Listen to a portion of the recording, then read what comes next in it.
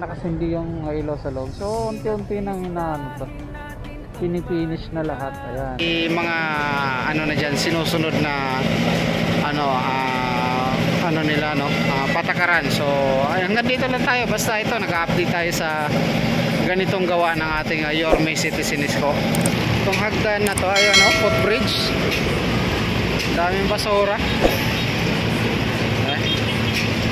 Mga pasaway naman yung ano, kaya naiilang na yung tao dito na tumawid siguro. Hi guys, welcome back to my channel. Ayan, panibagong update na tayo dito sa Maynila, dito sa may Recto Divisoria. Ayan, so pupunta tayo ngayon doon sa may Rosauro Almario Elementary School. Ayan, update natin. Ayan, ano na yung sitwasyon ng Rosauro Almario Elementary School, yung legacy ng ating Yorme City Sinisco. So ayan guys, medyo ano lang dito na yung traffic kasi. Ayan, yung mga sasakyan na pupuntang balot, Wanlona Street. Alright, so ito, diretso tayo rito. So ngayong oras guys, malapit na yung latag ng dito, latag ng mga gulay. Alas 5, so 4:30 na. Yan, kaka-out ko lang. Kapag out natin, ayan, ito naman ang gawin natin, mag-vlog tayo, update tayo. So yan, dito nag-uumpisa na sila, maglalatag ng mga kahoy. At ayan, syempre itong tolay, ang matitira lagi yan para sa sasakyan naman, yung mga pampasahero. So sa ngayon medyo labo-labo muna kasi oras ng latag, pero ayan, tuloy-tuloy naman ito makakadaan dito.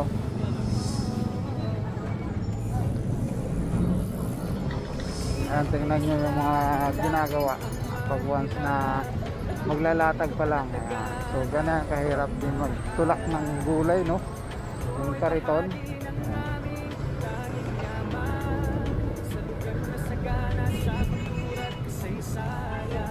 Alright, so bago magtuloy-tuloy guys, no, ay shoutout pala muna sa ating mga OFW, mga kababayan, at sa lahat po ng mga batang Maynila, shoutout po sa inyong lahat. Luzon, Visayas, Mindanao, shoutout po. Ayan, ayan, Manila update tayo. So ayan, kayo na yung tumingin. Ayan, kayo nang bahalang humusga. Ayan, wala naman kayo dapat tusgahan kasi talagang yung Maynila ang laki na ng pinagbago. Kung ito naman Divisoria dito, pag dumaan ka dito napakabaho, pero ngayon naman ako, ang layo na nito, no, napakalayo na sa dating Divisoria talaga. Although yung pagsisikip nangyayari pa rin minsan, parang normal na rin yan sa atin kasi matindi naman dati, no. Diba? Ganun lang talaga dito guys sa Tondo Recto Extension sa Maynila.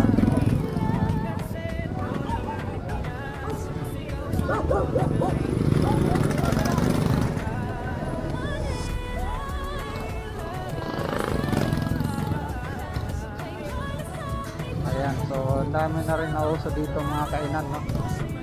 Lalo na paggabi, daming kainan.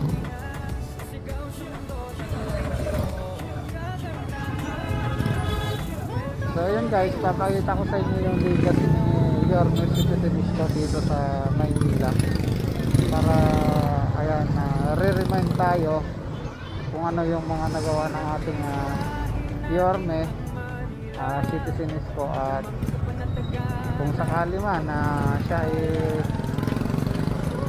ayan, maisipan niya na balikan yung politika, aware kayo kung ano yung mga nagawa niya at ano yung mga magagawa niya kung sakaling tumakbo siya ng senador, or kung ano man yung babalikan niya sa politika. Ayan, so abangan na lang natin itong 2025.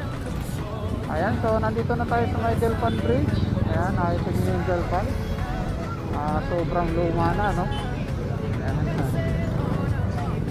Okay, tayo sa may dadaan tayo sa may Gat Andre. Ito naman yung Gat Andres Hospital. Ayan, Gat Andres Bonifacio Hospital. Dito may mga tanim na rin na halaman pala, oh. Ayan, kita nyo yan, mga halaman. Diba? So unti na nga pong pinapaganda rito. Talagang maayos naman talaga tingnan pag once na may mga tanim na halaman na malinis tingnan. Yun, ibang part. So ayan, nandito na tayo sa may Saragosa. Yun, puno nga lang ng mga parking dito. May basura. Yung tinanggal sa drainage siguro yun. So ito malinis, may tali, no parking na nakalagay. Ayan, at maganda tingnan pag walang parking na para na rin sa kaayusan at kalinisan itong lugar na to. Sayang kasi yung paggawa ni Yorme City Sinisco kung magkakaroon lang ng halo-halong nakaparada. Ayan. Alright, dito naman sa bandang side na to, ang daming nakaparada na sasakyan, puno. Ayan, yan lang yung nakakatira, no? Ang gandang view, kaso lang yun lang, nasisira talaga pag maraming nakaparada.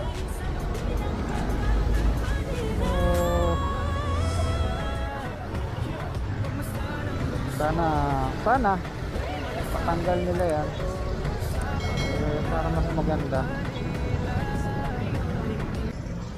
Ito na yun, yung Rosauro Almario Elementary School. Wow, ang ganda. At nakasindi yung ilaw sa loob. So unti-unti nang inaano to, pinipinish na lahat. Ayan, grabe, amazing school. Yorme, ayan, iba iba talaga si Yorme, diba? Ang ganda ng view. So puno na pala ng to. Ayan, so lahat nakakabit na yung aircon nya. Nakita ko dun sa kabilang side. So di lang tayo nakapag ayan doon. So try natin din pumunta sa may hagdan. So ayan muna, silipin nyo muna dito. Ayan, Rosauro Almario Elementary School. Pag ikaw tinangay dyan ang truck, bago ka. Diba? Saka may guard na rin dyan. So nagwo-wiring. Mayroon na rin guys, no, yung mga upuan. Ayun dun banda, sa unahan. So, sa kabilang side. Ayan. Siguro by next year ito, next pasukan siguro guys, no, mga gamit na ito. Ayan. So ayan, sisilipin natin yung dito sa may kabilang side, sa may Almario, ay sa may Rodben, kasi dito lang tayo yung pinakaharap na, ito yung pinakaharap. Tapos ito naman yung sa harapan niya, yung trailer. Dami may nakaparada. Ito yung Center Island ng Saragosa guys. Ayan.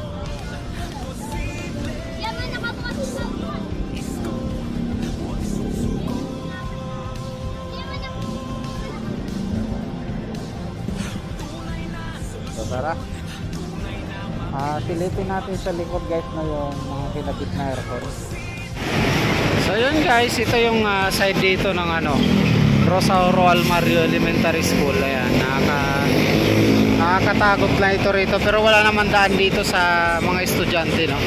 Yung mga lang, no, yung mga pasahero na galing dyan sa may Pier 4, ayan, Pier 2. So akyat tayo dito sa may hagdan, isilipin natin yung school site at saka yung dyan sa park na yan sa may mga squatter area. So ayan guys, ito yung side nung Rosauro Almario Elementary School yan. So ayan, may mga nakakabit na yung ibang aircon. So yung ibang aircon pala wala pa. Ayan, yung may mga butas pa. Ayan, pero yung iba nakalagay na. Ayan, makapansin nyo dun sa pinakataas meron na. Tsaka yung dun sa dulo. So ayan o, gumagawa pa rin sila dyan. Oh, yun lang guys, no, yung footbridge, maraming karton or basura dito banda. Ayan, so pagdating dyan sa pier, ayan, pier 4, tsaka yung kabila pier 2. Ayan, dito sa part na to. Wow!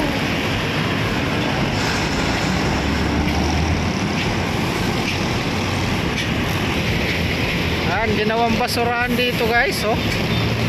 Itong hagdan na to, ayan, oh, footbridge. Daming basura. Mga pasaway naman yung ano, kaya nailang na yung tao dito na tumawid siguro. Yan, kasi lalo na pag gabi. Ayan, dami squatter area.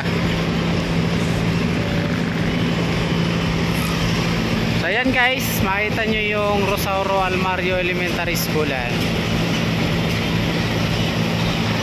So hindi pa pala lahat na ilagay yung aircon. Ayan, kasi ayan, nilalagay pa lang, makita nyo yung ano nila. Pero yung kabila, ayan, yung dun sa kabilang side puno na, puro may aircon na yan. So halos lahat pala may ano na rin. Ditong side na lang na to. Ayan, yun dyan sa part na yan. Di ba ang ganda? So lahat mga mag-aaral dyan sa Rosauro Almario Elementary School, sarap buhay kasi aircon na yan. Saka kompleto na lahat dyan, no? So napakaganda. Ayan. So ito dito papunta na yung Delpan Bridge doon, tapos ito papunta naman dun sa may Nabotas.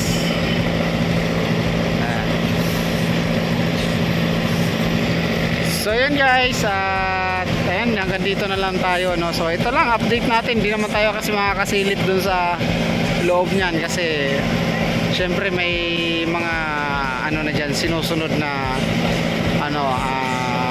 ano nila, no, patakaran. So hanggang dito lang tayo, basta ito nag-update tayo sa ganitong gawa ng ating Yorme Citizen Isko. So yan guys, hanggang dito na lang tayo. At saka sa mga bago pa lang dyan sa aking channel, at saka pa-subscribe na lang, no, like and share na rin. Ayan, at abangan nyo yung ating Yorme Citizen Isko pagdating ng itong darating na 2025, baka malay natin. So yun guys, hanggang dito na lang tayo mga batang Manila.